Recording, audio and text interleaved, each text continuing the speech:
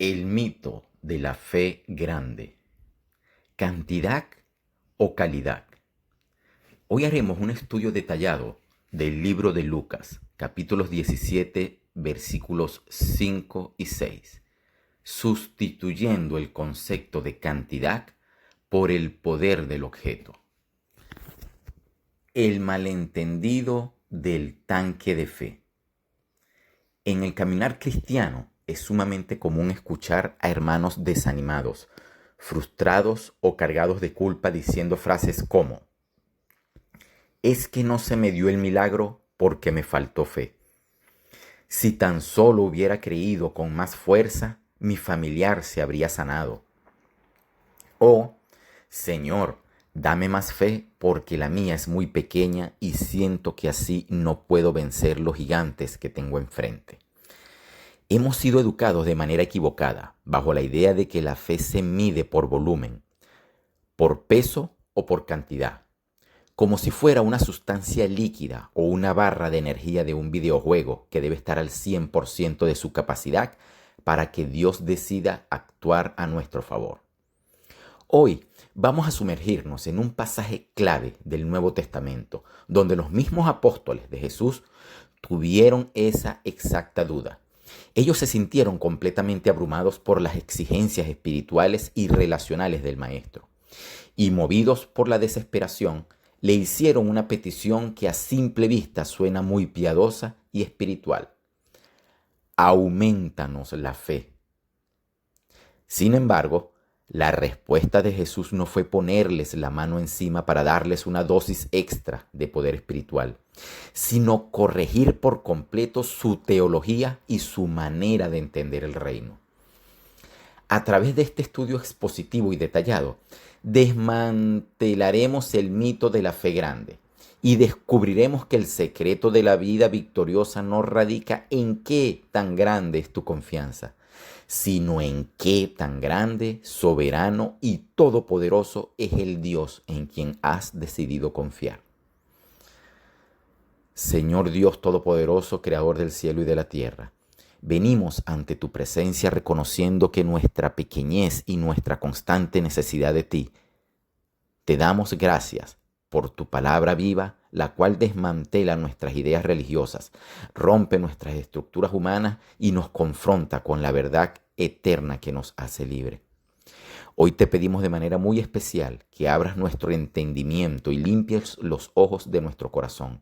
Quita de la mente de cada hermano y hermana la carga y la culpa de pensar que sus oraciones no han sido oídas porque no poseen una fe gigante. Enséñanos hoy, Padre, a través de tu Santo Espíritu, que no necesitamos una fe perfecta o descomunal basada en nuestras propias fuerzas, sino una fe genuina depositada en un Cristo vivo, real y soberano. Que este mensaje traiga libertad, descanso, paz y verdadero poder espiritual a cada creyente que hoy se siente débil, cansado o con dudas. En el precioso y soberano nombre de tu Hijo Jesús. Amén. ¿Por qué los discípulos pidieron más fe? Para comprender verdaderamente el impacto de Lucas capítulo 17 versículo 5, no podemos leer el versículo de forma aislada. Debemos mirar qué les acababa de pedir Jesús a sus discípulos apenas unos segundos antes, en los versículos 3 y 4. Cito: mirad por vosotros mismos. Si tu hermano pecare contra ti, repréndelo, y si se arrepiente, perdónalo. Y si 7 veces al día pecare contra ti, y 7 veces al día volviere a ti diciendo, me arrepiento, perdónale. Al escuchar este mandato, los apóstoles entraron en una crisis absoluta de pánico. Pensemos en lo que Jesús les estaba exigiendo. No les estaba pidiendo que perdonaran una ofensa del pasado que ya había sido sanada. Les estaba diciendo que si una misma persona los hería, los traicionaba o les faltaba el respeto 7 veces en un solo día, y las 7 veces regresaba pidiendo disculpas, ellos tenían la obligación legal y espiritual de otorgarle un perdón total, genuino y sin guardar rencor. Los discípulos, conociendo lo duro que es el corazón humano, pensaron de inmediato: perdonar a la misma persona 7 veces el mismo día. Eso es humanamente imposible. Para lograr ese nivel de santidad, paciencia y control emocional, nosotros no somos suficientes. Necesitamos superpoderes espirituales, necesitamos una fe del tamaño de una montaña para poder cumplir con semejante nivel de exigencia. Fue exactamente por eso que, en el versículo 5, los apóstoles le dijeron al Señor: aumentanos la fe. Es muy importante notar que ellos no pidieron más fe por un deseo puro de adoración. Le pidieron como una especie de excusa espiritual para evadir la obediencia inmediata. En su lógica humana, pensaban que hasta que Dios no les diera una fe gigante, ellos tenían justificación para no perdonar. Querían que Dios hiciera de forma mágica lo que a ellos les correspondía hacer por pura decisión y obediencia. La respuesta de Jesús y el poder de lo pequeño. Miremos con detenimiento la respuesta del Señor en Lucas capítulo 17, versículo 6. Entonces el Señor dijo: si tuvierais fe como un grano de mostaza, podríais decir a este sicómoro: desarráigate y plántate en el mar, y os obedecería. Jesús, con la sabiduría que lo caracteriza, no les concedió la petición en los términos que ellos querían. No sopló sobre ellos un viento místico, no les hizo una transferencia de poder ni les llenó un tanque invisible. En su lugar, utilizó una combinación de metáforas que dejó a los discípulos completamente desarmados: la semilla de mostaza y el árbol de sicómoro. El grano de mostaza no es el tamaño, es la vida interna. En la cultura y la agricultura judía de la época, la semilla de mostaza era considerada la más pequeña de todas las que un campesino sembraba en su huerto. Era un granito diminuto, casi insignificante a la vista, que se podía perder fácilmente entre los dedos. Al usar este ejemplo tan radical, Jesús les está dando una tremenda lección teológica. Ustedes están sumamente preocupados por el volumen y el tamaño de su fe, pero a mí no me interesa la cantidad. Si su fe fuera tan pequeña y diminuta como este grano de mostaza, sería más que suficiente para hacer milagros extraordinarios. ¿Por qué una semilla tan pequeña tiene tanto poder en el reino de Dios? Porque la semilla, por más minúscula que sea, tiene vida en su interior. Tiene un principio activo, una naturaleza real. No es una piedra muerta. Jesús les enseña que una fe pequeña pero genuina, sincera, pura y libre de hipocresía, tiene muchísimo más poder y valor ante el trono de la gracia que una fe gigantesca pero fingida, ruidosa o puesta en las capacidades de los hombres. Dios no busca fe espectacular para el ojo humano, busca fe real. El misterio del sicómoro, las raíces amargas del corazón. Para entender la magnitud del milagro que Jesús describe, debemos estudiar qué era un sicómoro. En Palestina el sicómoro no era un árbol cualquiera. Tenía 3 características que lo hacían el ejemplo perfecto para esta enseñanza. Raíces profundas y extensas. El sicómoro desarrollaba un sistema de raíces tan masivo, entrelazado y profundo que era prácticamente imposible de arrancar. Podía vivir por cientos de años y resistir las peores sequías, porque sus raíces se aferraban con fuerza descomunal a las profundidades de la tierra. Arrancar un sicómoro maduro con las manos era un absurdo total. Se alimentaba de aguas sucias. El sicómoro solía plantarse en lugares donde las raíces pudieran alcanzar corrientes de aguas residuales o zonas bajas. Por lo tanto, su madera y su savia estaban impregnadas de un trasfondo de suciedad. Su fruto era amargo si no se picaba.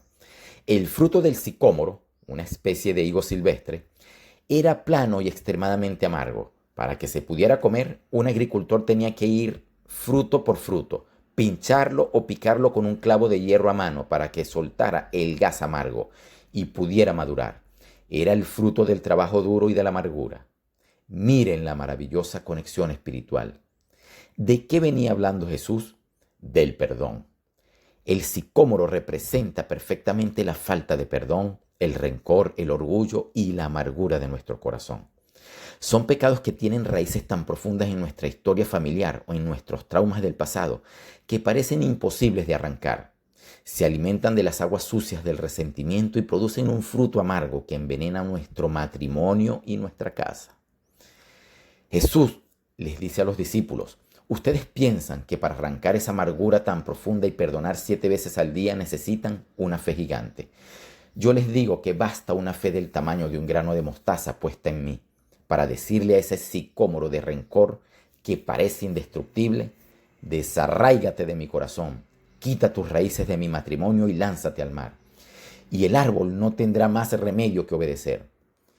El poder no proviene del tamaño de la semilla, sino del Dios que opera a través de ella. El secreto está en el objeto de la fe. Aquí es donde entramos al corazón de la verdad que tú mencionabas en tu pregunta y que te transforma por completo la vida espiritual. La fe no es el motor que genera el milagro. La fe es simplemente el cable que nos conecta al motor. El poder real no está en el cable, está en la fuente de energía. Una ilustración: el niño y el bolsillo del padre. Imaginemos a un niño pequeño de 4 años que va caminando por un centro comercial junto a su papá. El niño ve en una vitrina un juguete hermoso o un abrigo que necesita urgentemente. El niño mira sus propios bolsillos y se da cuenta que están completamente vacíos. No tiene monedas, no tiene tarjeta de crédito, no tiene ninguna capacidad económica ni financiera para comprar lo que ve. El niño es totalmente impotente. Sin embargo, el niño no entra en crisis ni se deprime. ¿Por qué? Porque va tomado de la mano de su papá. El niño sabe que él no tiene dinero, pero sabe con absoluta certeza que su papá lo tiene todo. El niño no confía en su propio bolsillo. Eso sería fe en uno mismo. El niño confía en el bolsillo de su padre, es decir, fe en el objeto correcto. Cuando llega el momento de pagar, el niño no saca nada. Es el padre quien saca su tarjeta y cancela la deuda completa. En la vida espiritual funciona exactamente igual. Tú y yo somos ese niño pequeño. Nuestros bolsillos espirituales están vacíos. No tenemos la fuerza para sanar una enfermedad. No tenemos la capacidad humana para restaurar un matrimonio destruido. No tenemos el poder para romper una adicción o para perdonar una ofensa terrible. Si miramos nuestra propia fe, nos vamos a desanimar porque la veremos pequeña. Pero el secreto de la fe cristiana no es mirar nuestro bolsillo, sino mirar la riqueza de nuestro Padre Celestial. Tu fe no tiene poder por sí misma. La fe es valiosa única y exclusivamente por a quien está unida. Una fe pequeña, temblorosa, que apenas puede susurrar una oración, pero que está puesta en un Dios gigante, todopoderoso y eterno, va a producir resultados gigantescos. En contraste, una fe gigantesca, ruidosa y llena de orgullo, pero que está puesta en un amuleto, en un líder humano, en una religión o en la propia capacidad mental del hombre, no producirá absolutamente nada, porque el objeto en el que confía está muerto y vacío. El peligro de la fe en la fe, el humanismo religioso. Es vital que como iglesia abramos los ojos ante una corriente de pensamiento muy popular en los medios de comunicación y en las redes sociales en el presente año, 2026. Hoy en día se predica mucho una filosofía humana disfrazada de cristianismo que enseña a las personas a tener fe en su propia fe o fe en el poder de sus palabras.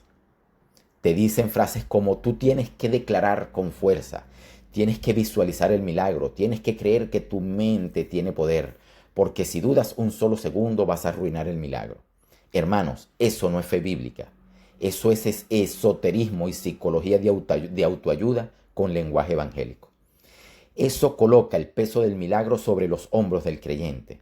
Si el milagro ocurre, la gloria es para el hombre porque tuvo mucha fe. Si el milagro no ocurre, la culpa es del hombre porque le faltó fe. Eso es una esclavitud espiritual. Jesús destruye esa mentira en Lucas 17. Él no te pide que tengas fe en tu capacidad de creer. Él te pide que tengas fe en Él. La fe bíblica no se mira a sí misma, mira a Cristo en la cruz. Cuando tú Oras diciendo, Señor Jesús, mis fuerzas son pocas, mis dudas son muchas y siento que mi fe es apenas un granito insignificante. Pero sé que tú eres el Rey de Reyes, sé que para ti no hay nada imposible y sé que tú me amas, me rindo ante tu soberanía y confío en tu poder. En ese mismo instante de humillación, el poder del Espíritu Santo se activa a tu favor.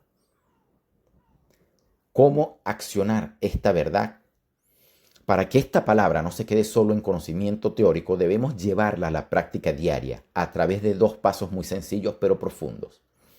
Deja de auditar el tamaño de tu fe y empieza a obedecer. Número 1. No pases tu vida cristiana midiéndote la fe como si fuera la presión arterial. Deja de obsesionarte con la pregunta de si tienes mucha o poca fe. En lugar de eso, toma la pequeña semilla que ya tienes hoy y ponla a trabajar a través de la obediencia. Los discípulos pedían más fe para poder perdonar. Jesús les dio a entender, no necesitan más fe. Lo que necesitan es usar la que ya tienen y empezar a perdonar hoy mismo al que los ofendió. La fe no es un músculo que crece quedándose quieto en una banca de la iglesia. La fe crece y se fortalece cuando decides dar el paso de obediencia, aun cuando sientas miedo o debilidad. Cambia el contenido y el enfoque de tus oraciones. Revisa cómo has estado orando en los últimos meses. Si tus oraciones consisten en pasar horas gritando o repitiendo palabras, tratando de convencerte a ti mismo o de demostrarle a Dios que tienes mucha fe, cambia el diseño de tu oración.